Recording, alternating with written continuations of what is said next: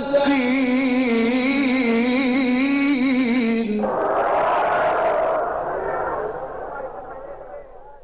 هر کدام از شما جوانها که آیه‌ای از قرآن رو خوب میخوانید یا بخشی از قرآن رو خوب حفظ میکنید یا به مفهومی از مفاهیم قرآن آشنا میشوید، بنده با همه وجود در مقابل پروردگار شکر و سپاس میکنم، میگم الحمدلله رب العالمین.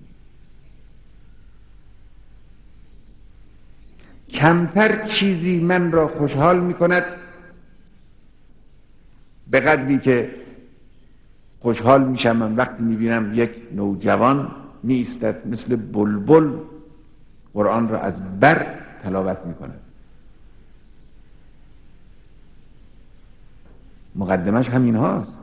اگر بخواهیم یک ملت 60 میلیونی با قرآن به معنای واقعی کلمه آشنا بشود، مقدماتش همین هاست. اول باید قرآن رو بشناسد، اول باید بتواند لای قرآن رو باز کند، بتواند قرآن رو تلاوت کند، بتواند کلمات قرآن را با گوش خود مأنوس کند.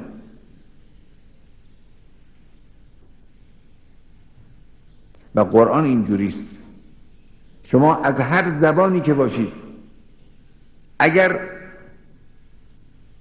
قرآن را از کسی نیاموخته باشید، وقتی زیاد قرآن را بخوانید با مفاهیم قرآن به خودی خود انس پیدا میکنید.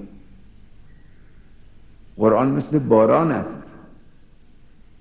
اگر دل شما سرزمین مستعدی باشد نفوذ میکند. خودتون را آماده کنید، دلتون رو در مقابل بارش قرآن قرار بدید.